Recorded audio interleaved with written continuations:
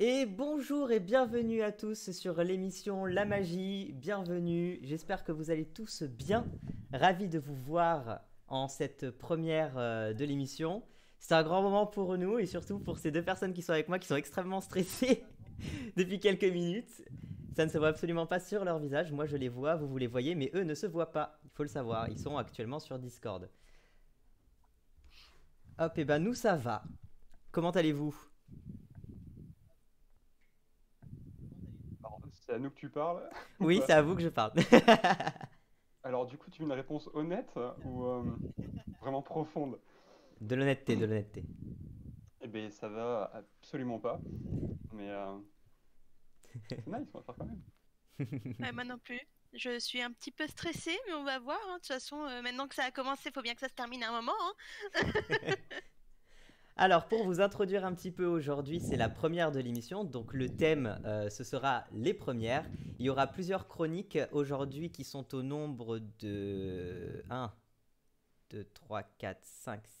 8 chroniques, dont un question pas si con que vous retrouverez à la fin de l'émission qui est un quiz.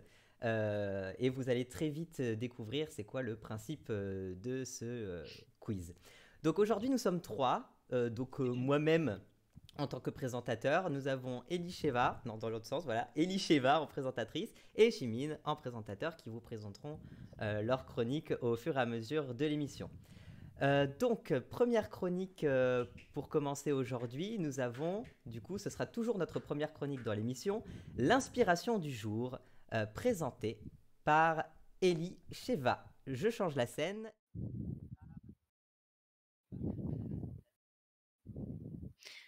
Alors du coup, l'inspiration du jour est Mathilda Jocelyn Gage. Alors, qui est Mathilda Jocelyn Gage et que vient-elle faire à la première de l'âge agi? Eh bien, restez pour le découvrir. Mathilda est née le 24 mars 1826 à Cicero. Bon, je suis pas très sûre de la prononciation, mais voilà, à New York. Son père était un des premiers abolitionnistes dont la maison était une station du chemin de fer clandestin. Elle a donc grandi dans une maison où les esclaves pouvaient venir trouver refuge lorsqu'ils étaient en fuite. Plus tard, elle a fait de la prison pour avoir aidé des esclaves fugitifs, ce qui était considéré criminel selon une loi de 1850. En 1852, Mathilda s'implique dans le mouvement des droits des femmes en prenant la parole à la Convention nationale des droits des femmes à Syracuse, à New York. En 1868, elle écrit La femme est-elle à elle, où elle commence à s'exprimer sur ses préoccupations sur le droit d'une femme sur sa propre vie et son propre corps.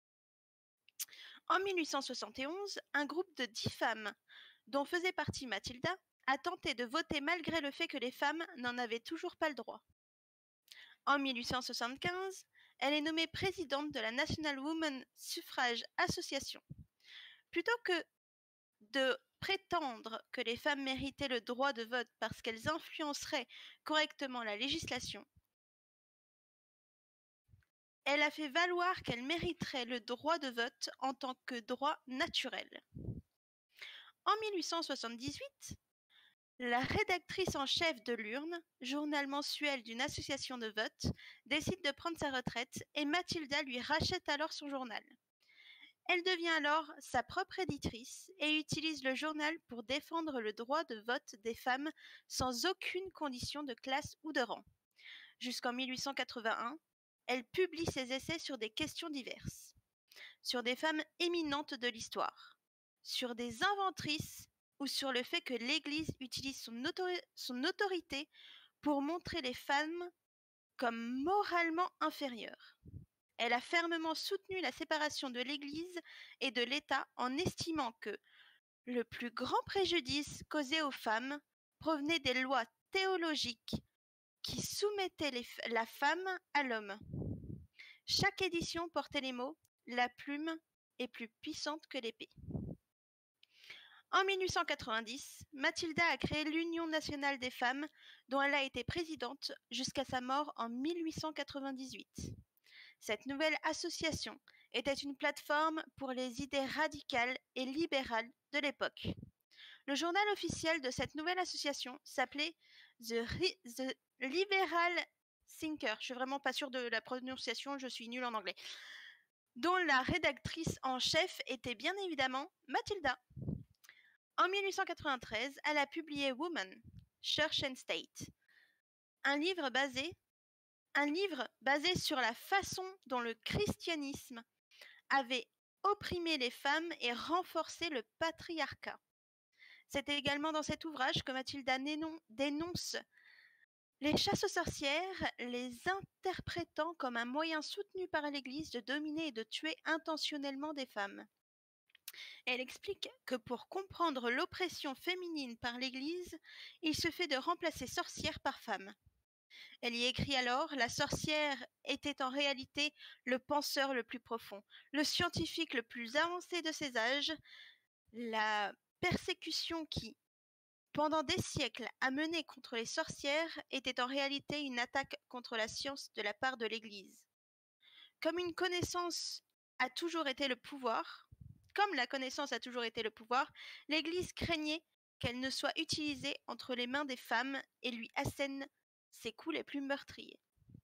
Bien après sa mort, en 1898, Matilda nous fait encore profiter de ses actions car en 1993, l'historienne Margaret Rossiter a inventé le terme « effet Matilda » pour identifier la situation sociale où les femmes scientifiques reçoivent tort moins de crédit pour leur travail scientifique qu'un homme en aurait eu.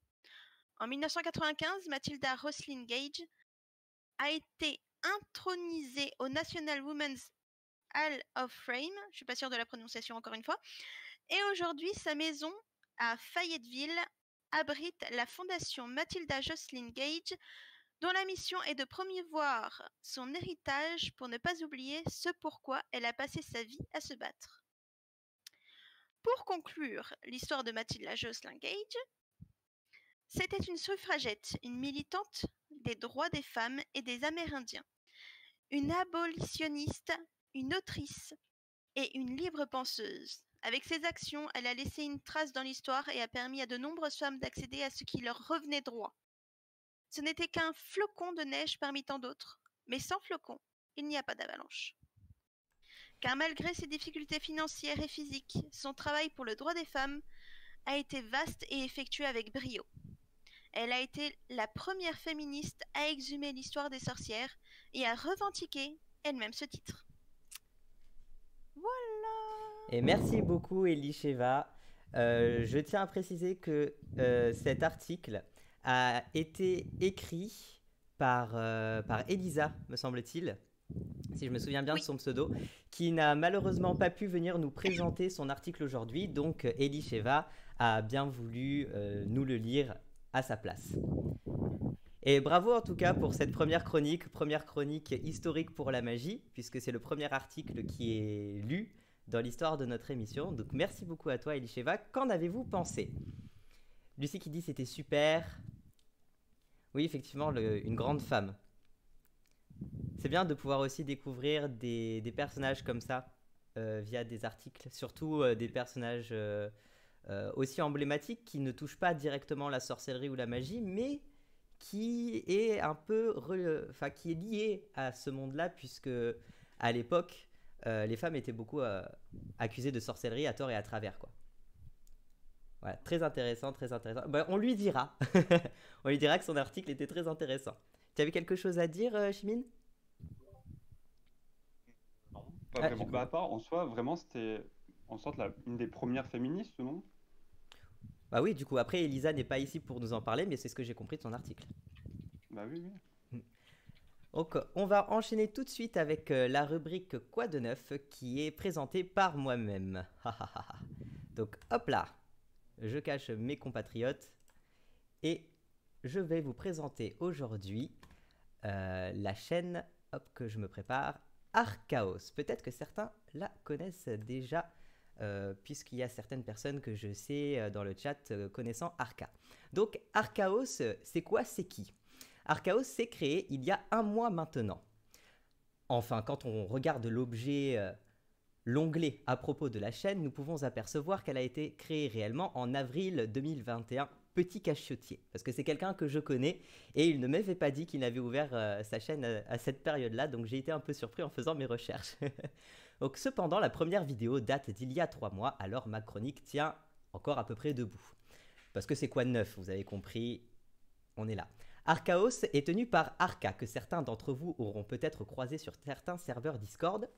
C'est un pratiquant en sorcellerie et en sciences occultes depuis plus d'une dizaine d'années maintenant, et nous partage son savoir via plusieurs concepts intéressants qu'il décompose en 8 catégories.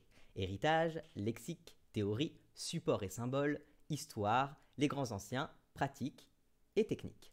Autant vous dire que si vous cherchez des informations sur l'univers de la magie et de l'occulte, c'est certainement par là-bas qu'il vous faudra passer. En plus d'étaler un savoir basé sur ses propres connaissances et sur ses recherches, il conseille à la fin de ses vidéos des pistes de recherche et de renseignement pour pousser les sujets plus loin. Il ne tiendra alors qu'à vous de vous renseigner pour en savoir plus. Pour l'instant, la chaîne comporte 15 réels épisodes. Il y en a un en fait qui est tout simplement une présentation de la chaîne, si jamais vous voulez aller la découvrir par ses propres paroles.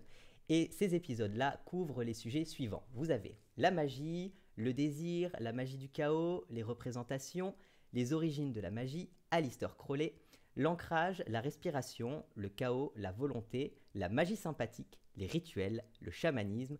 Alors là, je vais sûrement un peu érafler son nom, Carlos Castaneda et la protection. Vous avez donc de quoi bien commencer. Attention aux consommateurs volatiles cependant. Ici, on traite de la magie et de l'occulte comme d'une réelle science. Le vocabulaire est donc assez poussé, mais rien d'insurmontable, ne vous inquiétez pas. Selon moi, un lexique enrichi est souvent vecteur de qualité quand la sémantique est bien utilisée.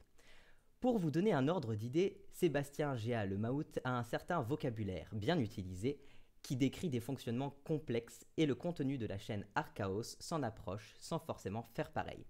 Et pour la petite anecdote, j'ai prêté ma voix à l'épisode sur Aleister Crowley. Les épisodes sont postés tous les vendredis à 18h sur YouTube, du coup parce que je ne l'ai pas dit, et diffusés en première avec le créateur hors vacances prises par ce dernier. Pour le rythme de la diffusion, Arca suit un cycle bien précis. Il poste ses vidéos avec un ordre précis, suivant l'ordre de ces 8 catégories évoquées plus tôt dans la chronique. Chaque cycle commence donc par une vidéo héritage et finit par une vidéo technique. Les vacances susdites seront souvent prises entre ces cycles.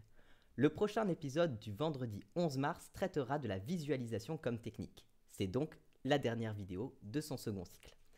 Les épisodes ont une durée différente en fonction de la catégorie et des sujets abordés et n'excèdent jamais 20 minutes. N'hésitez donc pas à aller suivre sur les réseaux. Il est présent sur YouTube, Instagram et sur Discord. Et pour ce dernier, vous pourrez trouver un lien pour y accéder en description de ces vidéos directement. Hop. Et voilà. Voilà pour la présentation du coup d'Archaos, qui est tenue par Arca, qui est une connaissance à moi. Bien prononcé. Ah bah ça va, si je l'ai bien prononcé, parce que j'avais peur d'érafler complètement son nom au pauvre Castaneda. Oui, c'est vrai, j'en avais parlé sur TikTok de Archaos. Mais il a du mérite et il commence à regrouper autour de lui, alors là c'est une petite anecdote, mais il commence à regrouper autour de lui des personnes éminentes et je le laisserai en parler lui-même sur ses propres réseaux, bien évidemment. Alors, qu'en avez-vous pensé et pensez-vous faire un petit tour chez Arca bientôt? On va attendre un petit peu que le chat réponde parce qu'évidemment nous sommes en direct mais il y a du décalage. Et vous, qu'est-ce que vous en avez pensé? Bah, en vrai, c'était hyper intéressant. Mais dans mes souvenirs, j'étais déjà tombé dessus en fouillant un petit peu sur YouTube. Mais j'ai pas eu le temps de regarder. Ah, Ah là là, trahison. ah là là, sur le bûcher. Et si on regarde déjà, eh bah tant mieux pour toi. Oui. Eh ben, Moi au aussi, j'ai plaisir. trouvé ça intéressant du coup. En plus, moi ce que je trouve bien, c'est ça fait un moment que je connais Arca et je le connaissais déjà avant de faire des vidéos sur TikTok. Donc pour vous dire, ça fait un petit moment. Et sans être un mentor pour moi, il a quand même, sa pratique a été un espèce de support d'influence sur ma pratique aussi. Dans le sens où il m'a pas appris réellement des choses en tant que mentor ou en tant que professeur, mais en le voyant faire, je me suis dit, tiens, ça m'inspire, tiens, ce genre de choses, ça me parle, ce genre de choses en général. Donc, de près ou de loin, il a un petit peu influencé ma pratique actuelle. Hop. Oh bah, prochaine chronique, c'est encore moi. Donc du coup, vous allez être abonné à ma trogne. Parce que, et cette chronique, je l'aime beaucoup, c'est la chronique dans les pas des anciens. Chronique, du coup, je vous l'explique un petit peu parce que les premières étaient assez faciles à comprendre. C'est-à-dire, inspiration du jour, bon, il n'y a pas 36 000 chemins pour comprendre. Quoi de neuf, pareil, c'est de l'actualité. Dans les pas des anciens, c'est une chronique qui traitera des religions ou des représentations religieuses, des panthéons et de ce genre de choses, d'où les anciens, puisque ça va parler des anciennes religions, des anciens dieux. Et on ne traitera... Alors, ça, c'est une ligne éditoriale qu'on a prise. On ne parlera pas de religion monothéiste dans cette émission. Nous ne parlerons que des religions polythéistes, parce que nous estimons que les religions monothéistes ont déjà assez de médias pour être connues de tous. Donc, nous présenterons uniquement les panthéons polythéistes. Alors, si vous voulez bien encore me voir en grand écran, c'est parti pour le Dans les pas des anciens. Hop, avec un très bel overlay, évidemment. Alors, ça ne surprendra personne, évidemment. Mon Dans les pas des anciens parlera donc des panthéons celtes, mes chers amis. Et je vais commencer par une petite introduction sur l'histoire des panthéons celtes. Alors, la civilisation celte commence à se développer vers 1100 avant Jésus-Christ. Elle passe par plusieurs périodes. D'abord, elle s'organise, puis à partir d'environ 450 avant Jésus-Christ, elle commence à s'étendre vers l'ouest de l'Europe. Et je vais vous afficher une petite carte. Hop, et la voilà. J'espère que vous voyez bien. Oui, étonnant de ma part, hein, n'est-ce pas? J'espère que vous voyez bien, c'est la représentation de comment s'est étendu les Celtes à l'époque. Alors, hop, je reprends mon petit document. Donc la civilisation celte est donc une des premières civilisations d'Europe, sachant qu'avant les Celtes vivaient sur ce territoire les peuples appelés mégalithes, qui étaient nomades et vivaient de la cueillette et de la chasse. Les Celtes et les mégalithes se sont mélangés au fur et à mesure du temps, car ils avaient des us et coutumes assez proches, bien que les Celtes étaient plus organisés et plus hiérarchisés. Donc, du coup, je vous ai affiché la carte que j'ai trouvée sur le site, attention mon anglais, History of English Podcast, dans un article s'intitulant, alors ça je sais pas comment le dire en anglais, Ancient, ancien, Celt and the Latin Invasion of Gaul. Voilà, il y a juste ancien que je sais pas comment on le prononce en anglais. Donc cette carte est faite par Louis N. Wood, qui montre du coup l'émergence et les mouvements de la civilisation celte. Donc les mégalithes, pour revenir à eux, étaient un peuple païen qui vénérait les éléments tels que l'eau, le feu, l'air et la terre ou encore le soleil. Les Celtes, eux, vénéraient des divinités liées aux sources, aux montagnes, aux fleuves ou aux astres tels que le soleil ou la lune. Leurs croyances religieuses étaient alors très proches de celles des mégalithes, mais la différence réside dans l'organisation de la croyance. Dans la religion des Celtes, il y avait des rôles bien définis.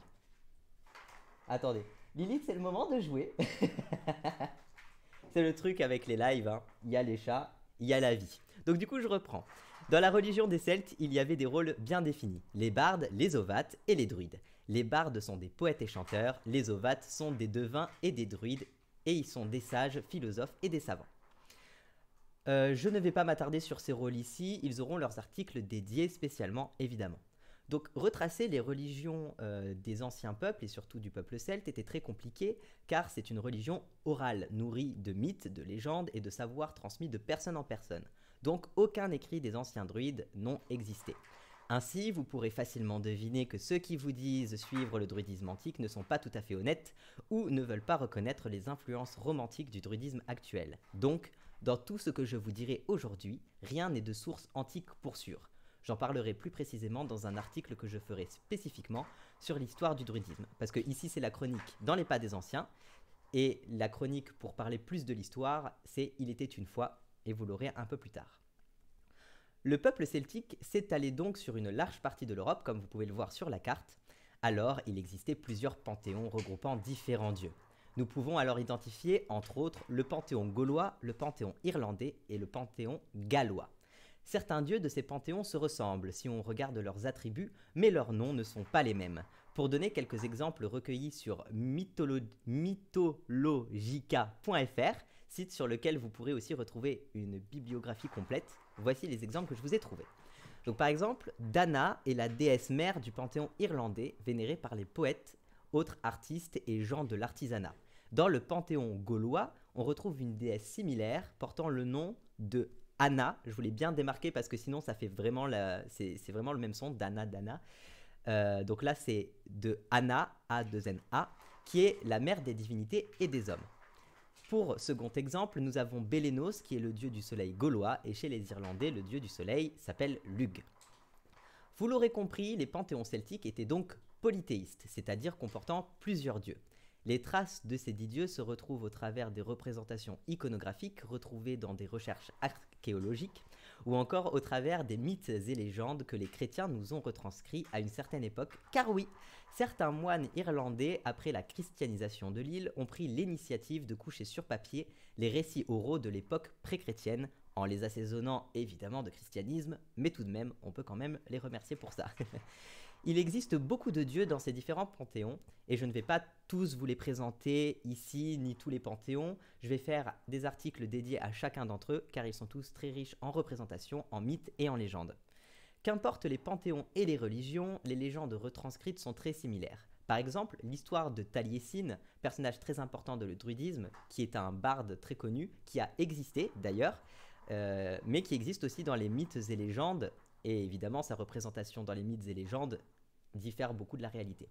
Donc son histoire se passe tantôt près d'un lac où il mangera le poisson de la sagesse, tantôt dans un cabanon où il boira sans le vouloir l'Awen qui lui donnera la sagesse.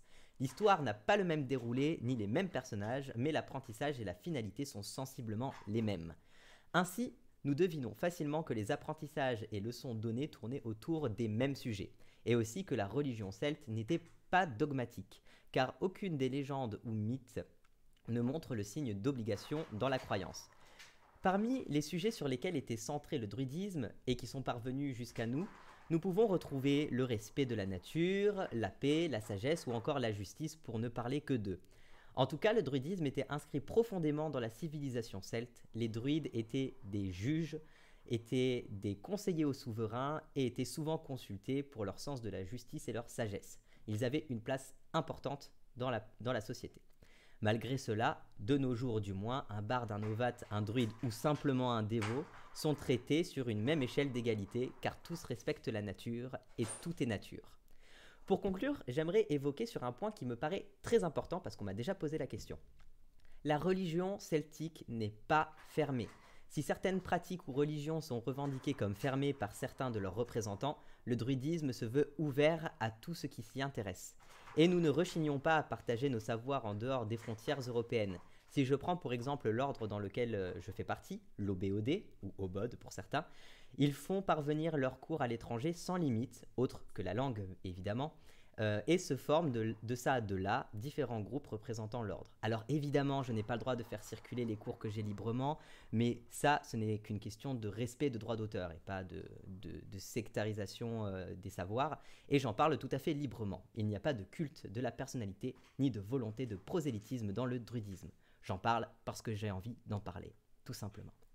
Pour écrire cet article, je me suis servi de ces sources suivantes, donc futurascience.com, historyofenglishpodcast.com, histoirepourtous.fr, universalis.fr et évidemment, ça je l'ai cité plus haut, mythologica.fr. Voilà, j'espère que cette chronique vous aura plu. En tout cas, moi je l'ai écrite avec le cœur.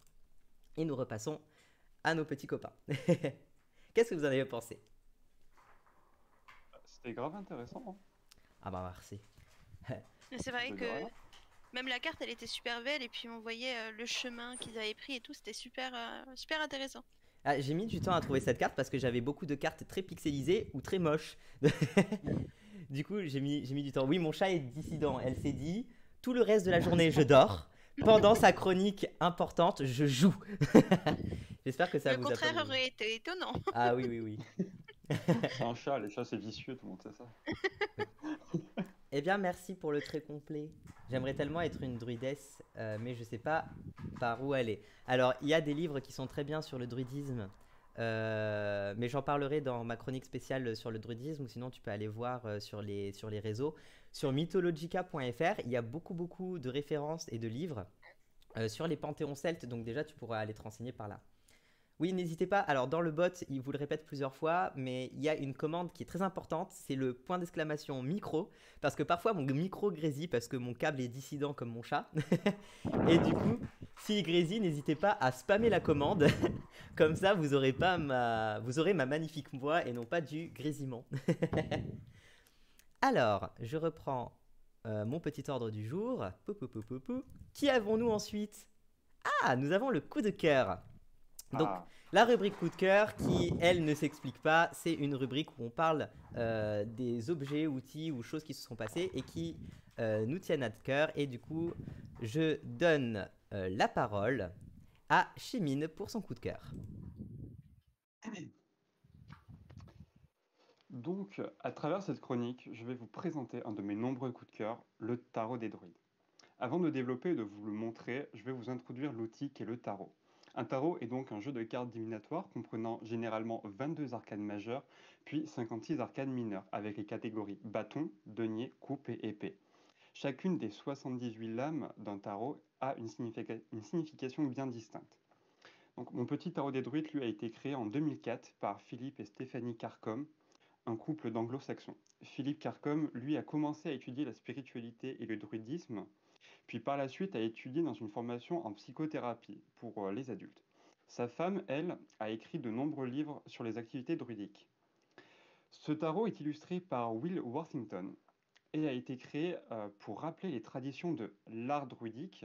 Le mot art ici fait référence pour Philippe Carcom à la Wicca, car selon lui, la Wicca et le druidisme sont décrites comme une voie similaire qui ont pour objectif de renforcer notre connexion avec la nature. Pour vous illustrer le tarot, j'ai donc pris 3 cartes comme échantillon. La première, le soleil. Sur cette carte, on peut y trouver un enfant nu, souriant sur un cheval avec une lumière solaire derrière sa tête, qui à côté de lui a une harpe sur une plaine verdoyante, avec au premier plan des fleurs et au troisième une sorte de maison. Cette carte signifie le bonheur, la joie, l'optimisme, l'énergie, l'émerveillement, l'expression créative, le contentement, la réussite et la liberté. Ensuite, comme deuxième carte, j'ai choisi le 2 d'épée. Donc, sur cette lame, on voit une personne assise de dos, tenant 2 épées qui pointent en direction des chemins. Cette personne a les yeux bandés face à un arbre qui sépare un chemin en 2, un à droite, un à gauche. Cette carte signifie donc le dilemme, l'opposition et la mort. Et pour la dernière carte, j'ai choisi la mort. On voit ici une vieille femme à la peau flétrie, avec un crâne en main et une faucille accrochée à la ceinture, se tenant au-dessus d'un chaudron qui fume.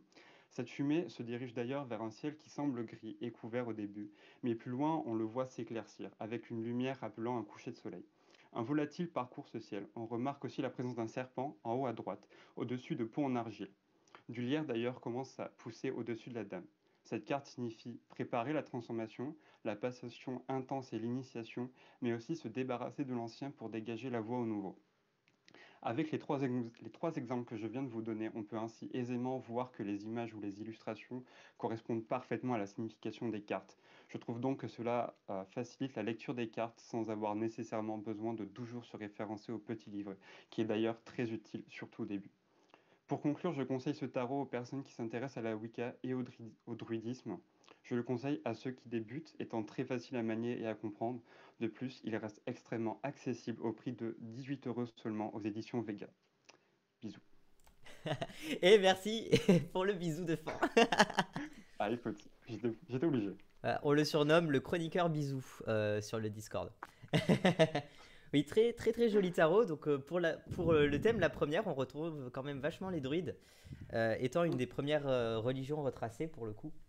Enfin, du moins une religion organisée, parce que comme je disais dans mon article, les mégalithes, c'était des païens très inspirés, très côté chamanisme, mais qui n'étaient pas du tout hiérarchisés et pas du tout organisés. Je note ce tarot qui dit les nuages roses. Oui, c'est vrai que les cartes, elles sont très belles. Ouais, les cartes, elles sont très belles. grande. Même la boîte, elle est magnifique, mais J'ai un peu de mal avec le fait que le druidisme et la Wicca sont semblables de ce que tu as dit. J'ai un peu de mal Ouais, avec ça, mais sinon le reste, c'était super. non mais c'est compréhensible. Après, j'avoue que ça m'a fait un petit peu bizarre aussi quand je l'ai Oui, vu dans le petit livret qui accompagne le tarot. Donc, j'ai décidé de le mettre en mode Philippe a dit ça, donc on le met par sécurité quand même. Oui, non, mais c'est normal parce que la Wicca s'inspire du druidisme aussi, s'inspire de toutes les religions polythéistes antérieures, donc du coup ça se relie. Et oui, ouais. il y a sa caméra qui bug, mais c'est parce qu'il est sur téléphone pour l'instant, pour cette Oui. première. Donc du coup ça bug, mais on entend sa jolie voix, donc tout va bien. Et désolé pour Third, parce que le bot, je l'ai installé aujourd'hui et j'ai oublié de lui enlever ses restrictions. Donc du coup, tu as été banni 5 secondes pour avoir mis trop d'émotes. Donc pour les autres, pour les autres, ne mettrez pas trop d'émotes, ça ne plaît pas à Nightbot. Mais voilà, ce n'est pas voulu de notre part, nous on aime beaucoup les émotes. D'ailleurs, je vais essayer d'installer un wall of emotes pour l'accueil et la fin, je trouve ça extrêmement drôle. Mais voilà. Désolé. Du coup, je préférais le dire quand même parce que je l'ai vu pendant la chronique et j'étais en mode oh non. Le pauvre. Oui, Banni voilà, pour réagir. c'est ça. Il se doutait bien que c'était le bot qui était dissident, donc ça va. Ah, il y a Eternos qui dit Chimie de mon bébou, t'étais fantastique. Bien Voilà. évidemment, finalement. On aime bien se saucer chez la magie. Alors, ensuite. Ah, bah c'est de retour. Je suis de retour pour vous jouer un mauvais tour en grand écran, puisque, puisque la prochaine rubrique parlera des pratiques. Et aujourd'hui, du coup, je change la scène. Aujourd'hui, je vais vous parler des pratiques. Alors, est-ce qu'il y a bien mon micro? Oui. Des pratiques sans matériel. J'ai choisi ce thème-là, tout simplement parce que il me semble que la première des pratiques se fait sans matériel. Vous allez comprendre au fur et à mesure du développé de mon article. Donc, si aujourd'hui les outils sont très à la mode dans la sorcellerie et la magie, on peut deviner que les premières pratiques étaient faites sans matériel, même si nous n'avons aucune preuve historique, cela se tient d'une certaine logique. La base même de toute pratique réside sur la même chose, l'énergie qui nous entoure et qui est en nous. Les outils actuels ne sont que des supports, des aides pour manipuler cette énergie. Car, dans les pratiques magiques, le but est de concentrer, de générer une énergie pour la rediriger ou créer quelque chose. Mais, comme disait Antoine Lavoisier, rien ne se perd, tout se transforme. Prenons par exemple le principe des égrégores. Un égrégore est une entité créée de la croyance de plusieurs personnes en cette entité. Ainsi, aucun outil n'a été utilisé pour la création. La croyance est donc un moyen de création qui peut aussi être lié avec la conviction et tout ce qui tient du milieu émotionnel. Lors d'un rituel ou d'un sort, qu'importe ce que vous utilisez, ce qui est moteur de l'acte magique sont vos émotions. En effet, si vous faites un sort de protection par exemple, vous allez rassembler des outils, des ingrédients ou autres supports qui sont pour vous liés au sujet de la protection. Les couleurs, les symboles et autres supports ne sont que des appuis supplémentaires pour asseoir votre volonté et l'énergie que vous concentrez. Ainsi, une bougie blanche peut d'une personne à l'autre changer de signification et servir à des fins différentes, et aussi est un support dont on peut tout à fait se passer. Certains ingrédients et outils ont des énergies propres qui apportent réellement quelque chose d'extérieur à votre pratique, tels que les plantes, les pierres ou encore, dans certaines pratiques bien plus poussées, les eaux. Mais comme vous l'aurez remarqué, ces ingrédients sont vivants, ou du moins l'ont été, donc ont été baignés dans une énergie qui leur est propre. Certains outils que vous consacrez, c'est-à-dire que vous dédiez à une utilisation particulière, possèdent aussi des énergies propres, mais qui proviennent à la base de votre volonté. À part si vous l'avez consacré avec une entité ou avec une divinité avec laquelle vous travaillez. Ainsi, vos simples émotions et votre simple volonté est suffisante pour pratiquer la magie et la sorcellerie, mais comment le faire? Alors je vais vous apporter des pistes pour savoir comment faire cela, mais évidemment il doit en exister bien d'autres. Donc pour qu'un sort ou un rituel soit efficace, il faut qu'il soit puissant. Et ici je ne parle pas de puissance comme dans les films Marvel ou autres fictions qui définissent la puissance comme une force, ici nous parlerons de concentration. Un sort puissant est un concentré d'émotions et ou de volonté qu'on envoie. La méditation peut alors être un bon moyen de pratique, car oui, la méditation ce n'est pas juste poser ses fesses sur un coussin, fermer les yeux et essayer de ne penser à rien. La méditation, c'est un moment de contemplation, de concentration. Donc, en état méditatif, vous pouvez très bien vous concentrer sur votre volonté. Par exemple, si vous souhaitez pratiquer un sort d'amour-propre, vous pouvez vous poser, entrer dans un état méditatif en contemplant cette volonté d'amour-propre et tout ce qui peut s'en approcher. Cette pratique s'approche de celle qu'on appelle la gnose en magie du chaos. La gnose est un état de conscience modifié durant laquelle on se concentre sur une seule chose. Mais vraiment, c'est une seule chose. Dans le même exemple que la méditation, pour un sort d'amour-propre, la méditation se transformerait en état de concentration vraiment centré sur l'amour-propre, sans détourner le sujet ou être volatile dans ses pensées. C'est un état qui stimule les énergies à leur maximum pour ensuite être relâché d'un seul coup, une sorte de méditation où l'on se concentre très intensément sur un point. Pour les plus débutants, je vous conseille de commencer avec une méditation simple car la gnose est très prenante et aussi rassemble beaucoup d'énergie qui vibre très fort. Donc il y a certaines personnes qui, en faisant une gnose, peuvent se sentir un peu mal. Bon, vous n'irez pas jusqu'à tomber en malaise ou dans les pommes, hein, ne vous inquiétez pas, mais quand même. Sans matériel, vous pouvez aussi pratiquer avec les mots, car les mots sont chargés d'une définition qui porte une énergie qui va susciter des réactions différentes en fonction de comment vous les utilisez. Un peu comme au théâtre. Un comédien utilise des mots qu'il associe à des émotions et des états, comme quoi les émotions sont toujours au centre du sujet, et cela va avoir des effets sur les autres comédiens, sur les personnages qu'ils jouent, et aussi sur le public, évidemment. Pour autre exemple, je prendrai le milieu politique, car les politiciens utilisent énormément de procédés d'éloquence et de sémantique pour faire passer une image précise d'eux. C'est une sorte de manipulation par la parole. Parmi ces procédés, on peut retrouver la langue de bois ou encore la parole positive. Tout ça pour dire que les mots, les phrases et les tons donnés ont des actions, des vibrations dans l'air, des sons qui sont vecteurs d'énergie et de volonté. Ma pratique, par exemple, se concentre énormément sur les mots via les prières, parce que je suis croyant du coup druidique, pour ceux qui ne l'auraient pas compris, donc des poésies, des incantations ou encore des chansons. Le chant et la danse aussi, ou simplement l'écoute d'une musique précise est un moyen de pratique. Les chansons créent en vous, les chansons créent, pas créer. Les chansons créent en vous des émotions et des états précis qui peuvent vous aider à pratiquer vos sorts. Et cela ne demande pas de matériel plus que votre voix et votre corps. Évidemment, beaucoup préféreront mettre en musique leur écoute, mais en soi, si par exemple vous êtes angoissé dans le métro, chanter dans votre tête le passage d'une musique qui vous détend est un bon moyen de réaliser un petit sort de détente. La danse aussi peut permettre le même genre de procédé, et certaines personnes dansent durant leur rituel pour générer des émotions et amplifier leur acte magique. Ce qui m'amène à mon dernier point, la magie gestuelle. La danse en fait partie, mais j'ai préféré la mettre avec la musique puisque l'acte de danser se fait sur de la musique. Donc la magie gestuelle, elle, peut se faire avec le corps, mais on la voit souvent pratiquée avec les mains.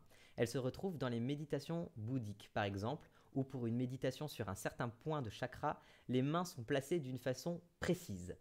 En soi, pas besoin de manuel poussé pour la pratiquer. Si pour vous croiser les doigts est synonyme de chance, vous n'avez qu'à faire ce geste pour un sort de chance. Et vous pouvez très bien inventer vos propres gestes, appuyés ou non, sur des pratiques et croyances déjà existantes. Avec cela, plus besoin de courir dans tous les sens pour obtenir la bougie qui portera votre rituel, car vous l'aurez compris, c'est vous qui portez votre rituel et non pas vos supports. N'hésitez pas à tester, expérimenter, noter vos expériences et à choisir les moyens de pratique qui marchent le mieux avec vous, avec ou sans matériel. Et merci. Voilà pour la pratique sans matériel. Ah oui, le chat avec le feu dans les mains, c'est pas mal. Ah bah, au plaisir que ça te plaise. Alors, qu'en avez-vous pensé? Moi, j'ai beaucoup aimé, mais par contre, dans les pensées, Hmm. je pense qu'il est nécessaire de mettre sur un point que, par exemple, quand dans les pensées, on se dit, par exemple, hein, ouais, je veux pas maigrir. Dans sa tête, le pas, il va pas écouter. Il va écouter que le maigrir. Je sais pas si je m'exprime bien, mais Oui, en ça fait, c'est... Oui. le négatif n'est pas écouté, en fait. Il Oui, n'est pas pris en compte. c'est ça. Le cerveau ne comprend pas la négation dans une phrase. C'est-à-dire que C'est vous, ça. vous allez le comprendre consciemment. C'est-à-dire que si quelqu'un te dit je veux pas être frappé, vous allez comprendre que la personne ne veut pas être frappée, donc vous n'allez pas la frapper. Par contre, l'inconscient, je sais plus, il faudrait qu'en vrai, on pourrait développer un article là-dessus parce que c'est super intéressant sur l'inconscient et tout ça. Mais ça a été prouvé que le cerveau, l'inconscient, ne comprend pas la négation. Oui. Donc il vaut Et mieux aussi, dire l'inverse. et aussi pour les méditations, c'est bien de s'enraciner aussi. Alors là justement, j'en parlais avec des gens, mais je suis pas très d'accord avec ça.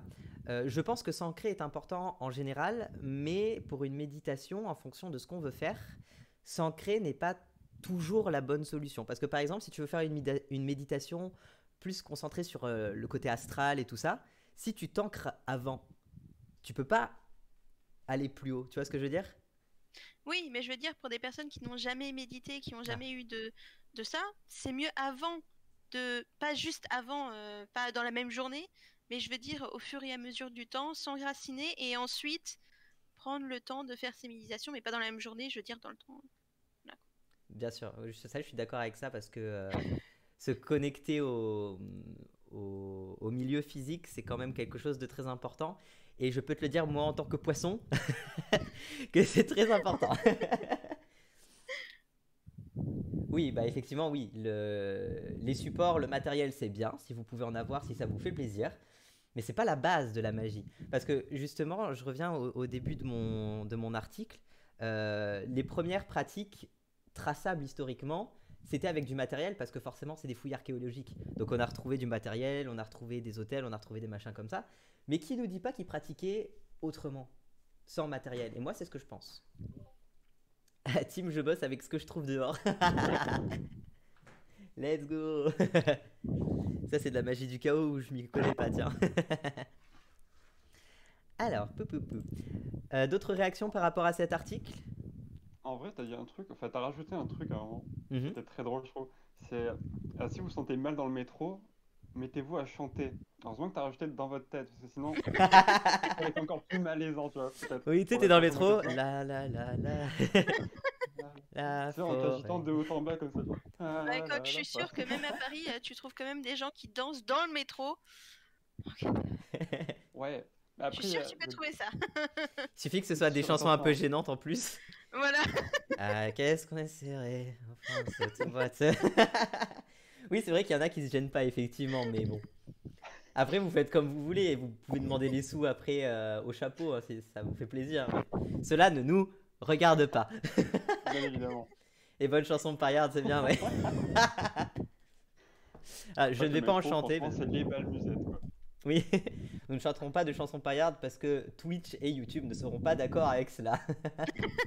Et nous ne voulons pas être coupés alors que nous sommes en plein milieu de... Ah non, on est à plus de la moitié de l'émission. Et ouais, déjà. Eh ouais, déjà, Waouh, ça passe vite le temps.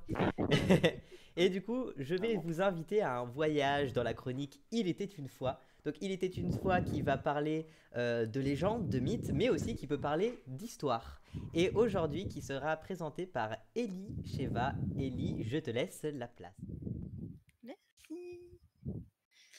Alors du coup, je suis désolée pour vous parce que l'article est très long.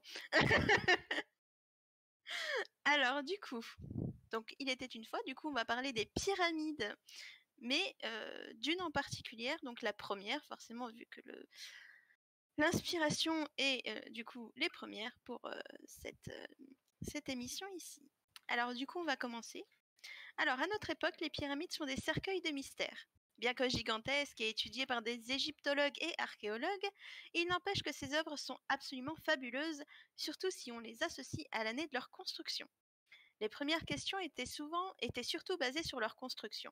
Beaucoup se sont demandé comment les pierres pouvant peser jusqu'à 1 tonne, souvent en calcaire, avaient été transportées et montées pour créer cette forme triangulaire, d'une hauteur de plus de 120 mètres pour certaines, notamment celle du pharaon Khéops, dont la hauteur originale était de 1,46 m. Alors je dis bien hauteur originale, parce qu'entre-temps, elle s'est un petit peu affaissée. Donc hauteur originale était de 1,46 m, soit approximativement la moitié de la toile. Je ne sais pas si vous voyez, mais c'est quand même un peu grand. Pour la largeur de 2,30 m. Bref. Donc de 2,30 m à sa base. Après quelques recherches, mais aussi des essais, plusieurs scientifiques en ont conclu plusieurs choses. Alors, la première. D'après les premières estimations, les pyramides auraient été créées par des milliers d'esclaves, information qui fut reprise par plusieurs films, dont par exemple un humoristique qui est qui est Astérix et Obélix Mission Cléopâtre. Je pense que tout le monde connaît la référence, normalement. Or, ce n'était pas le cas. Les personnes présentes pour créer ces grands édifices n'étaient que des artisans et des architectes. Chacun se donnait une certaine tâche pour qu'en finalité, la pyramide soit créée. 2. On a souvent pensé que les esclaves, qui n'en étaient pas finalement, se mettaient à plusieurs pour pousser les roches de plus d'une tonne sur une rampe en direction de l'édifice sur du sable sec. Or, ce n'était pas le cas, ce n'était pas sur du sable sec, mais sur du sable mouillé. Mais ça, on y reviendra un petit peu plus tard. Donc, mais avant de continuer, qu'est-ce qu'une pyramide? Alors, la pyramide, type de monument d'origine purement égyptienne, fut au moins sous l'Ancien Empire, environ 2700 à 2200 avant Jésus-Christ, essentiellement la tombe d'un roi et parfois d'une reine. Près d'une quarantaine de pyramides de rois de la 3e à la 13e dynastie, période couvrant un millénaire, ont été identifiées et repérées. La forme pyramidale même est issue de celle des grands monuments, en gradins appelés par analogie pyramide à degrés, que l'on édifia sous la 3e dynastie. Celle-ci figurait sans doute l'escalier que dans les textes des pyramides, il est demandé que l'on dresse afin de faciliter l'ascension de l'âme du roi décédé vers le père Ré, donc le dieu du soleil. Donc je ne sais pas si vous voyez à quoi ressemble le dieu du soleil, mais c'est le dieu avec une tête de faucon et un soleil en son sommet.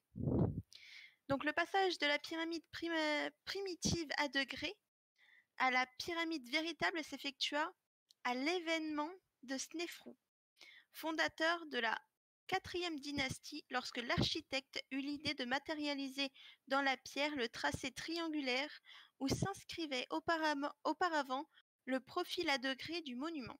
Cette forme, nouvelle plus pure, rappelant celle du Bébène, la pierre sacrée d'Héliopolis, pouvant aussi permettre l'ascension de l'âme royale le long de ces pentes pointant directement vers le ciel, que les gigantesques degrés construits jusqu'alors simultanément un second... Oh, je suis désolée.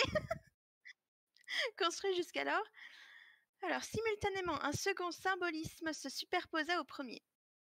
Les théologiens, comparant la forme triangulaire de la pyramide au large vaisseau de rayons que le soleil darde sous les nuées, vient en elle une pétrification de ces rayons bénéfiques, assurant désormais la protection de la tombe du roi. Je suis désolée, j'ai un peu de mal. Les pyramides les plus célèbres datent du 3e millénaire avant Jésus-Christ. Elles ont été bâties par Gizeh et portent les noms des pharaons qui les ont construites. Khéops, la plus haute, 1,46 m, Khéphren, 1,43 m, et Mykérinos, 66 mètres. Mais avant toutes celles-ci, les pyramides à degrés fut la première à être construite. Cet édifice en forme triangulaire a des faces en forme d'escalier géant, d'où le nom à degrés. Cette première pyramide est le lieu le plus important du complexe funéraire du pharaon. Elle fut construite par Imhotep, le premier architecte de l'histoire, pendant le règne du pharaon Zoser, sous la 3e dynastie vers l'an 2630 avant notre ère. La pyramide mesure 1,40 m de long, 1,18 m de large et 60 mètres de haut. Elle est constituée de petits blocs de calcaire similaires à l'Édobe. La pyramide de Zoser est très importante car elle fut à l'origine de la construction des pyramides de Gizeh et du reste des pyramides égyptiennes. Le complexe funéraire du roi Djeser, érigé par Saqqara, marque dans l'histoire de l'architecture égyptienne une double innovation: l'adoption de la forme pyramidale pour le tombeau du souverain et l'utilisation systématique de la pierre de taille en assise réglée. Couvrant une superficie de 15 hectares, L'ensemble, enclos dans une enceinte bastionnée, comprend, outre la sépulture du pharaon, des édifices culturels et des bâtiments factices, immenses décors propres à assurer la pérennité des rites spécifiques de la monarchie. Dominant le tout, la pyramide à 6 degrés d'une hauteur d'environ 60 mètres représente l'escalier permettant au souverain défunt d'accéder au ciel afin d'accomplir sa destinée solaire, tandis que son corps repose dans le caveau dallé en granit, creusé en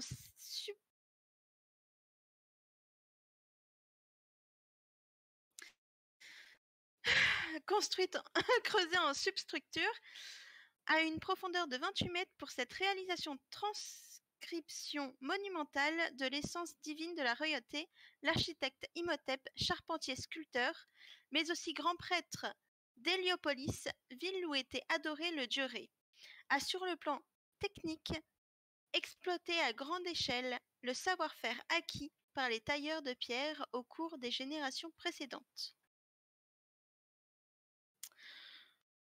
Ce que l'on ignore habituellement, c'est qu'elle n'est qu'une infime partie d'un complexe funéraire de très grande taille dont elle n'est que l'élément principal.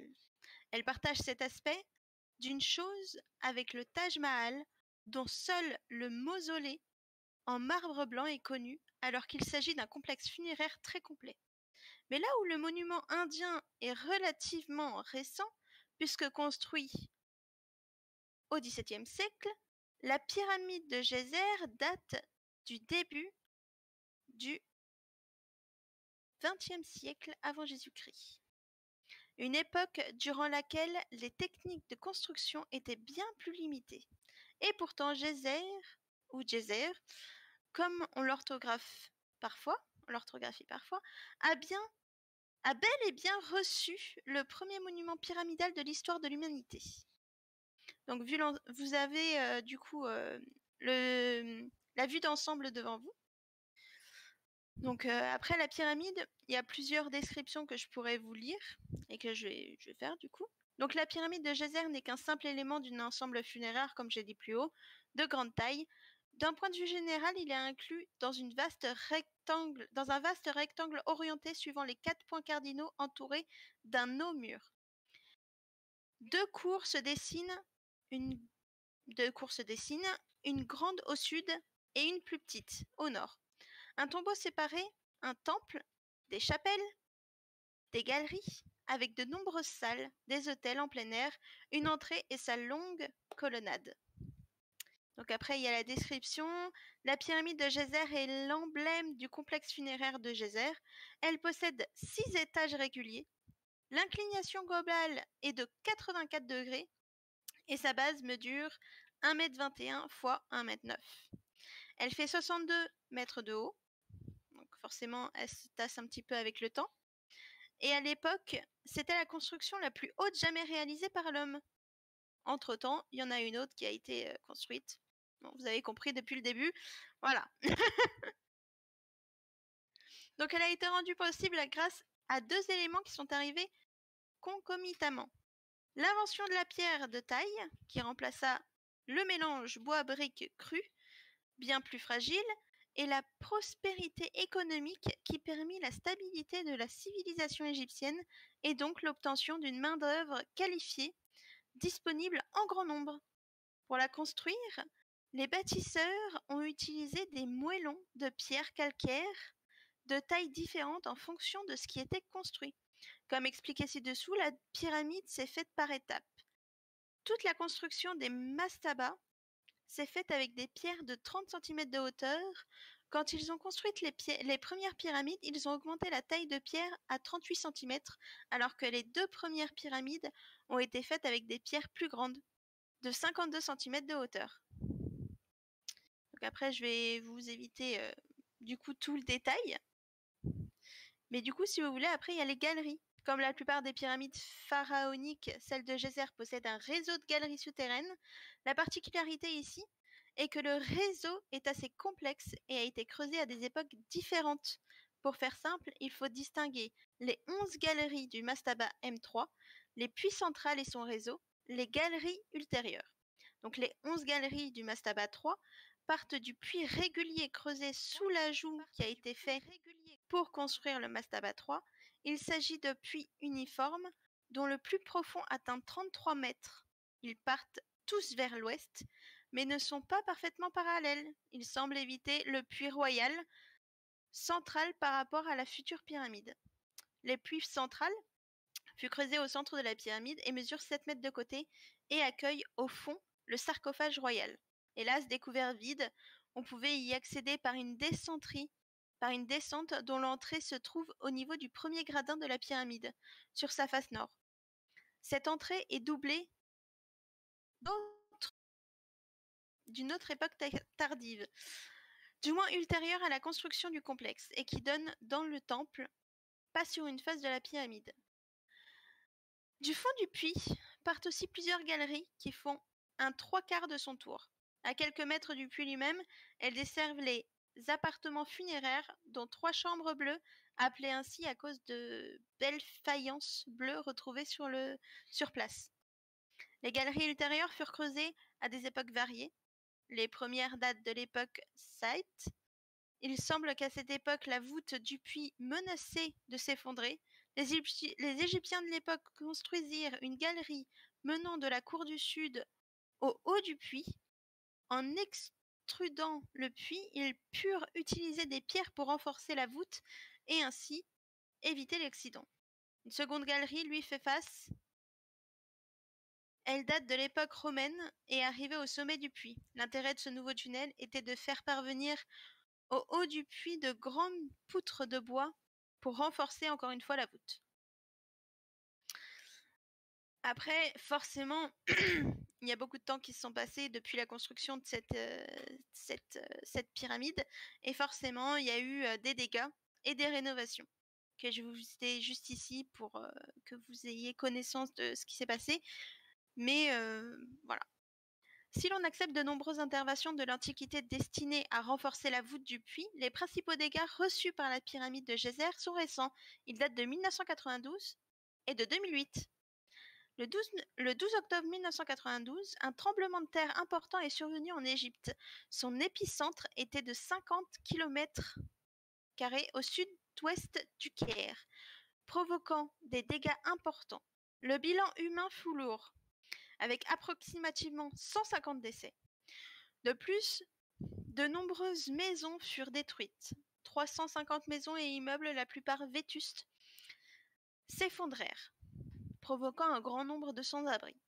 Mais si ces dégâts furent dramatiques, le patrimoine antique subit aussi des dégradations.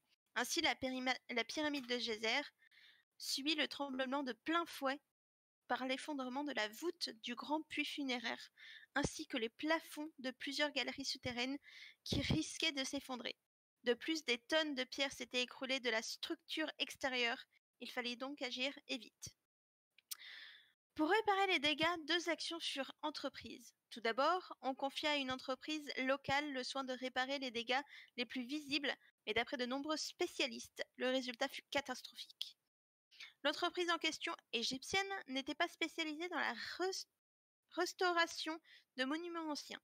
C'était plutôt une entreprise de maçonnerie classique intervenant sur les sites anciens pour construire des bâtiments modernes. Les choix qu'ils firent dégradèrent la pyramide au point qu'une partie de la structure s'est écroulée, menaçant de faire écrouler tout l'édifice. Un mur fut construit, mais apporta une pression supplémentaire que la pyramide ne pourrait pas bien supporter. Des associations locales se sont battues pour faire retirer le chantier de cette entreprise qui s'est arrêté de lui-même suite à un manque de financement. Reste que le choix de l'entreprise a eu des répercussions politiques qui dépassent le cadre de la restauration du monument, rendant délicate l'affaire. En parallèle, une mission de sauvegarde a été commandée par le Conseil suprême de l'Antiquité égyptienne, organisme en charge de s'assurer de la pérennité des monuments historiques antiques. Cette mission est dirigée par l'architecte français Bruno Deslandes. Elle est les notes et a permis non seulement de renforcer les galeries souterraines, et le remplacement de la structure de la voûte du puits funéraire principal, mais aussi de découvrir de nouvelles galeries. Pour l'exploration de cet édifice, on parlera de l'étude de Jean-Philippe Loher. Donc Jean-Philippe Loher était un égyptologue français du XXe siècle qui consacra une grande partie de sa vie à l'étude de la reconstruction du complexe funéraire de Geyser. Parmi ses principaux travaux, mis à part l'étude de la documentation du site, il est l'inventeur de la chambre aux céramiques bleues, qui est au sous-sol, au milieu de la galerie souterraine. Il est aussi celui qui a reconstruit l'enceinte à Redan, ce qui nous permet de la voir de nos jours, et le temple près de la porte d'entrée du site. Loher est le cofondateur de la mission archéologique française de Saqqara et le créateur du musée Imhotep à Saqqara. Après, il y a les explorations antérieures et après, je vous promets, j'ai fini. On a peu de traces des différentes exploitations de la pyramide de Geyser avant l'époque moderne. On sait que le caveau a été pillé dès l'Antiquité et que les Romains accédaient régulièrement aux galeries souterraines. On imagine donc que les premières tentatives de cartographie de la pyramide furent faites très tôt, mais on en garde peu de traces. De même, on ignore sur les Arabes je suis désolée, je vais refaire la phrase. De même, on ignore si les Arabes tentèrent d'explorer les pyramides de Geyser. Ce serait bien possible car ils firent pour la pyramide de Khéops, allant jusqu'à creuser des nouvelles galeries pour tenter de découvrir une salle cachée. Voilà, j'ai fini. Enfin. Et après, pour les sources, vous pourrez retrouver tout ce que j'ai lu dans geo.fr, universalis.fr, larousse.fr, et après j'ai regardé quelques vidéos donc de YouTube, dont celle d'où viennent les pierres des pyramides d'Égypte, de les essentiels de Jamy, et qui et comment a construit les pyramides égyptiennes du monde fantastique. Voilà. Merci pour ce bel article. Il y a Lucille qui te dit: Ellie, je sais pas si c'est possible de décaler ton micro car on t'entend respirer. Calme-toi, tu as fait un travail merveilleux et très intéressant. Et elle a mis 3 émotes, du coup elle s'est fait ban 5 secondes. Désolée Lucille. Désolée. Et oui, c'était très très très intéressant comme article. Merci. Et bravo à toi parce que tenir un article aussi longtemps, c'est pas évident. Hein. Ouais. Merci. Et re-Lucille du coup. En vrai, je pensais pas que ça allait être juste un tremblement de terre qui allait endommager les pyramides. Je pensais que vraiment, genre, t'as dit que c'était récent, je pensais vraiment que ça allait être genre Seconde Guerre mondiale, tu vois. Mais Et même non. pas. Comme quoi, il n'y a pas que les humains qui font des bêtises.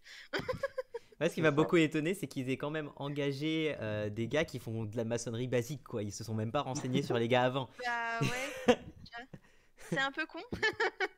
Il y a eu 0 effort de fait, quoi. Ouais, voilà ça. Ils se sont dit, ils sont pas chers, on va les prendre. Ah, c'est un petit peu ça, ouais. C'est vraiment bête de leur part. Surtout que c'est vraiment une pyramide hyper importante parce que c'est l'une des premières à avoir été construite. Donc forcément, ça devrait être celle qu'on devrait garder et que on devrait chérir vraiment beaucoup. Mais ce n'a pas été le cas et c'est vraiment triste. Ah, mais il y en a qui s'en foutent des fois. Sylvain BTP. Alors aujourd'hui, petit tuto YouTube pour reconstruire une pyramide. Vous faites votre ciment. C'est encore pire. Ah putain. Alors maintenant vient le moment de notre question pas si con. J'applaudis avec les mains en l'air. Yes. Donc question pas si con qui est une rubrique quiz. Donc armez-vous de vos claviers parce que là il va falloir répondre. Donc je laisse à Chimine sa place pour question pas si con et il y a de toute façon toujours mon micro qui est activé. Donc c'est bon mon cher Chimine, moi je suis prêt de mon côté. C'est bon. Du côté de la régie, tout est ok? La régie est ok, c'est bon. C'est parti du coup. Alors du coup, question pas si con, comme l'a dit notre cher présentateur, c'est un petit quiz avec des questions vraiment très simples en rapport avec le thème de l'émission, du coup, qui est la première, pardon. Donc, le but, c'est d'avoir un maximum de bonnes réponses. Classique. Le fonctionnement, une question va apparaître et des propositions vont être donc proposées. 1 point par bonne réponse, 0 si elle est fausse, et à la fin, vous obtiendrez une note sur 8. J'espère qu'il y aura beaucoup de 8 sur 8. Est-ce que vous êtes prêts? Moi, je suis prêt. C'est bon. Nice. Question 1. Quelle est la première chose à faire lorsqu'on acquiert un objet tel qu'un oracle? Petit 1. On le jette du 3e étage pour savoir s'il est résistant. Petit 2. On le purifie. Petit 3. On le revend. Je vous laisse réfléchir. Le compte à rebours Ah est là là, lancé. c'est dur, hein. Ah, moi, Ah, c'est j'hésite. tellement dur. Ah, vraiment, enfin, j'ai mis la première question en mode très compliqué. Je me suis dit, allez, c'est pour doser. Il n'y a pas de D, la réponse D. Oh, j'aurais dû. Ah, on a du 2, 2, 2, 2. Mais question très dure. Franchement, j'ai jamais vu une question aussi dure. 2. La première est tentante. Ah. Et donc, réponse, on le purifie. Car les énergies, c'est comme les microbes, on ne sait pas ce qui s'est déposé dedans. Évidemment. Et lavez-vous les mains. Ah, j'ai les droits alcooliques, on garde 2 mètres de distance. En sécurité, Ouais, quoi. voilà. Purifier à la javel, on propose dans le chat. Ça peut se faire, en vrai. Enfin, Ah, le chat est chacun ses mémorable. méthodes, faut pas juger. Question 2. À quoi sert une baguette magique? Petit 1, c'est ce qui nous permet de lancer des expecto patronum. Petit 2, ça sert à se défendre en les mettant dans les yeux de son agresseur. Petit 3, ça sert à focaliser son énergie en un point bien précis. J'avoue que la deuxième est intéressante quand même, hein. Moi, j'ai une petite préférence pour la première. 3 mais 2 aussi, La c'est pas première, mal. 3, 2 et 3, on a dans le chat. Oui, Bon l'écho est verdict. parti. 3 et franchement, j'hésite avec la 1, pas mal. Ouais, Vas-y, verdict. À réponse, ça sert à focaliser son énergie en un point bien précis. Mais pas de panique, la réponse 2 est valide, mais ne vous rapporte malheureusement pas de points. Donc, Fananarchy, tu as 1 point, c'est déjà pas mal. Donc là, je pense que vous Bah oui. commencez à comprendre le principe de la rubrique question pas si con. Hein. C'est vraiment des questions très simples, comme j'ai précisé. Hein. Question 3. Qu'est-ce qu'un sorcier ou une sorcière? Petit 1. C'est une personne lambda qui pratique la sorcellerie. Petit 2. Ce sont des sœurs qui, suite au décès de leur grand-mère, détiennent un pouvoir puissant, le pouvoir des trois. Pardon. Petit 3. C'est une vieille personne qui, dans un EHPAD, se met subitement à s'asseoir sur un balai et prétend voler avec. Oh les bâtards. Alors, je tiens à noter que sur la 1, c'est écrit c'est une personne lambada. Ah oui. C'est une personne qui danse la lambada.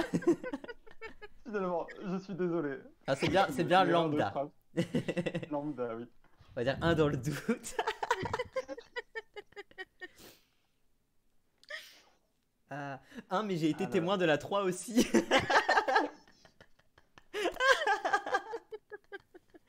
Oh là là. Alors du coup, ce n'est pas une... Enfin, je spoilais un petit peu, c'est pas la réponse 3. Du coup, la personne que tu n'as vue n'est pas une sorcière ou un sorcier, c'est une personne sénile, juste. Donc, Ah, on a eu un réponse. nouveau bannissement pendant quelques secondes, je crois. Oui, désolé ma bébou. Il faudrait que j'enlève ce truc. Et donc, réponse, c'est une personne lambda qui pratique la sorcellerie. Bravo à tous ceux qui ont trouvé, c'était compliqué. Ouais, on Donc, avait un oui. doute hein, quand même. Hein. Oui, désolé, désolé bébou, j'ai pas configuré le bot là-dessus en fait, j'ai juste oublié de le configurer sur ce point-là. Laissez-nous vivre. Tu seras libéré bientôt, prochaine émission, promis. Donc du coup, vous avez vu la petite ref ou pas? Oui, Oui. on l'a vu, la Oui. petite ref. Évidemment qu'on l'a vu. T'inquiète pas. Nice. Question 4. Oula, pardon. Est-il important de savoir se protéger quand on débute? Petit 1. Osef, One Life ou Advienne que pourra. 2. Je vais prendre l'accent. Oh là là, oui, c'est très important, il faut 15 000 protections minimum. Petit 3. Oui, c'est bien de savoir se protéger. Ah, c'est dur, hein. Moi, j'aime Ah bien ouais, le grave. 1. One Life, allez. Oh, la 2 est très vue sur TikTok, donc on pourrait croire. En vrai, Ouais. la 2, Eternos, attention-toi. One Life met 3 dans le chat. Ouais, je te vois, hein, on te voit tous. Donc, réponse. Oui, c'est bien de savoir se protéger, mais trop de protection tue la protection. Effectivement. Effectivement. Un TikTok. Question 5. Parmi les propositions, une seule personne existe vraiment. Mais qui? Petit 1, Sabrina Spellman. Petit 2, Willow Rosenberg. Petit 3, Marie Laveau. Ah là là, ouf. Ah, j'ai un gros doute, hein. Ah ouais, c'est Ah, c'est dur. Et le chat, il faut allez, savoir coriace, hein. que nous, les présentateurs, on sait pas spoiler sur les questions. Donc, les réactions sont les vraies réactions. Totalement. 3, mais Tellement Sabrina, c'est la fier. besta.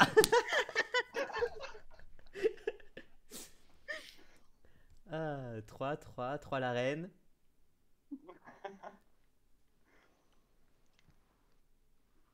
La réponse, c'est bien Marie Laveau qui a réellement existé, même si j'avoue que j'apprécie fortement les deux autres. Évidemment. Évidemment. Ah là là. Elles seront toujours dans mon cœur. Question 6. Vrai ou faux? Les sorciers ou sorciers sont-elles ou sont-ils tous ou toutes satanistes? Avec une faute à sataniste d'ailleurs. Ah, c'est dur. Sataniste. Non, tu as bien Ah écrit là là. sataniste. Ah bon, il n'y a pas un S du coup? Ah si, parce que oui, c'est les sorcières, sorciers, oui, Ouais. effectivement. Ouais. Alors, je cherchais un truc genre un Y à la place du I ou... bien sûr, oui, of course. Attention, vous... Hein, ce qui est écrit dans le chat, c'est vos points, hein, je vous le dis. Attention. Vous comptez pas en mode, ouais, mais j'aurais dit ça en vrai. Non, non, non. Sataniste. Avec le... Ah oui. Franchement. Ah, attends, je leur laisse dire leur vraie réponse. Voilà, merci. On vous revoit, hein. On vous jute. Et donc, réponse. Faux. Les stéréotypes, Ah là Quelle là. surprise. Ah non. finalement. Les stéréotypes, hein. Yarka qui C'est dit quelque oui chose et de... vous finirez tous en enfer. Et tu es sorcier Et d'ailleurs, aussi, on a hein. tous hâte. Ouais, grave. Alors on va faire la fête avec Satan. C'est ça. Ah là là. Donc, question 7. Quels sont les premiers mots qui vont être pensés par les personnes extérieures du coup à l'ésotérisme quand ils entendent pour la première fois le mot sorcellerie? Bûcher. Petit 1, Harry Potter, boule de cristal, lire l'avenir. Petit 2, rituel, information, méditation. Ah là là, moi, j'aurais dit réponse 3, bûcher. J'aurais dit. La 1, oui, la 1. Il y a Eternos qui dit j'ai faim, ce n'est pas une des réponses, mais on va le compter quand même. Mais attention, du coup, c'est faux, hein. Tu perds un point. Ouais, c'est un truc régressif finalement en fait. Oui. 1, mais ouais, réponse 3. Il n'y a pas réponse 3.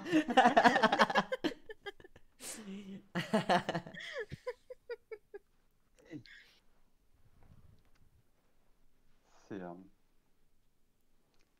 incroyable. Donc, réponse, c'est le groupe de mots numéro 1. Encore une fois, les stéréotypes font des ravages Évidemment. Et, ouais. finalement. Toujours les stéréotypes, hein. Et surtout, petite prévention, faites attention aux dames ou aux monsieur qui vous disent non, mais je peux vous lire l'avenir à 50 € de l'heure. Ça passe. Ça passe. Faut pas écouter. Ça va, c'est pas C'est 80. violent. Mon Dieu. Par contre, 80, enfin, c'est cher quand même. Enfin, bon, Oui. bref. Pardon. C'est cher surtout pour des escrocs. Pardon. J'étais en train d'en penser une vidéo que j'ai vue il y a pas longtemps. Bref. Pas de souci. Question 8. Est-ce que les réseaux sociaux sont un bon moyen de s'informer et d'apprendre sur la sorcellerie? 1, oui. 2, non. 3, oui et non. 4 La jokers. question- Faites attention, le présentateur est sur les réseaux. Et nous, on va finir sur les réseaux aussi. Twitch est un réseau, attention. Oui. Il y a la réponse, ça dépend. Ouais, c'est Exactement. oui et Petit 4, ça dépend. non. 3,5, On ça peut du coup dépend. jumeler avec la 3. Exactement. 3, oui et non, ça dépend. Voilà, c'est ça la réponse complète. Oui. Oui et non, virgule, ça dépend. Ça. Alors il y a 3, 3, 3, 3, 3, 3. Tout le monde a répondu 3. Tout le monde a répondu 3. Donc la réponse, c'est oui et non. Car même si sur les réseaux il y a beaucoup de bêtises, on peut tout de même y trouver des trucs très intéressants. Mais le plus important, ça reste de croiser les informations pour que les connaissances soient plus qualitatives. Exactement. Yes. Et c'est donc déjà fini malheureusement. Et oui, c'est la fin. Et attention, attention, petit affichage. Ah non, c'est pas maintenant. Déjà vos scores.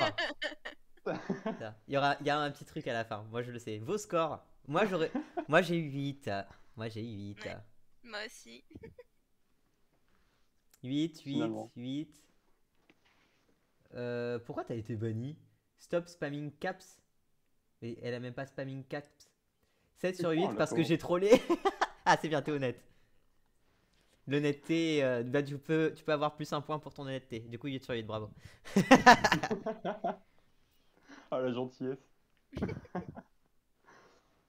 Hop. Et du coup, voilà, c'est ça dont je voulais parler, le petit bisou, notre fameux chroniqueur bisou. Hop là. Et nous retournons sur notre plateau principal pour conclure cette émission. Donc du coup, les questions pas si cons, ça sera toujours à la fin de l'émission. Il faut savoir que par principe, on a des chroniques qui sont automatiques et obligatoires, c'est-à-dire que vous retrouverez à chaque émission. Je vais vous en faire la liste. Donc pour chaque émission, vous retrouverez pour sûr un quoi de neuf, un coup de cœur, un dans les pas des anciens, un inspiration du jour et un pratique. Les autres sont si les... Hop, pardon, j'ai loupé, hop, voilà. Sont évidemment... Oui, la scène, voilà, j'ai remis la scène. Sont facultatives, mais du coup, il vous reste plein de surprises à venir découvrir parce qu'il nous reste d'autres chroniques qu'on n'a pas montrées. Et finalement, oui, la scène, parce que je les capture sur Discord et du coup, si ça bouge, la scène change. Mais je voulais aller voir la liste des chroniques pour vous faire la liste. Donc, ne soyez pas mécontents. Un mal pour un bien. Merci. Alors, qu'est-ce que vous avez pensé de cette émission, mesdames et messieurs? Vous n'avez pas le droit de répondre les présentateurs parce que vous êtes des présentateurs. Donc, forcément, vous aimez ce que vous faites, sinon vous seriez par là. Enfin, j'espère. Shiva, comment on s'est fait discriminer direct. Oui. Enfin, on peut pas donner notre avis finalement. Bon, bah, donnez-le votre avis, donnez-le. À la fin. Alors super, franchement, plein de trucs intéressants de Lucille. C'était très cool cette première, je reviendrai le mois prochain avec grand plaisir. Nice. Et avec plus de chroniqueurs évidemment. Je sais pas trop, j'ai vu que le début parce que Mako a lâché. Ah, dommage, bah tu l'auras en rediffusion sur YouTube, j'ai enregistré. C'était grave intéressant et comblé. Bah merci.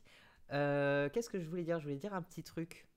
Oui, en dessous de la chaîne, en dessous de ce que vous êtes en train de regarder là, vous avez des petits panneaux qui vous orientent sur différentes choses et le dernier panneau vous oriente sur le mail de l'émission. Si vous avez des idées, des propositions, que vous voulez devenir chroniqueur, créateur graphique ou quoi ou qu'est-ce, n'hésitez pas à nous contacter. Parce que oui, il faut savoir que les overlays que vous avez vus, pour la plupart, ont été créés par des gens. Pour vous faire un petit tour, et par exemple, moi j'ai fait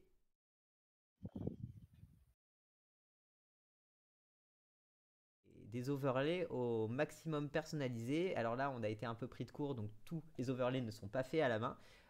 Mais voilà, nous espérons en avoir d'autres au fur et à mesure du temps et surtout faire évoluer le format de l'émission. Un petit mot, vous voulez dire un mot de la fin ou on conclut? À la prochaine. Vraiment, Carrie, le mot de la fin, j'ai envie de dire. Oui, je note toutes les remarques que vous faites sur le rendu du stream, je note. Je prendrai note pour la prochaine fois parce que le rendu des micros, c'est moi la régie, donc c'est moi que je m'en occupe. Et on fait des bisous. Vas-y, dis Ouais. ton fameux bisou, Chimine. Bisous. Et du coup, je vous laisse là, on vous laisse là pour ce soir. Merci d'avoir suivi cette première de la magie et on vous retrouve du coup le mois prochain. Ce sera le dimanche 3 avril pour la prochaine émission. Et n'hésitez pas à nous suivre sur les réseaux, on vous dit les thèmes et on vous dit à chaque fois, on vous prévient de qu'est-ce que sera l'émission. Merci beaucoup, bye bye et évidemment, bisous. Bisous. Bisous.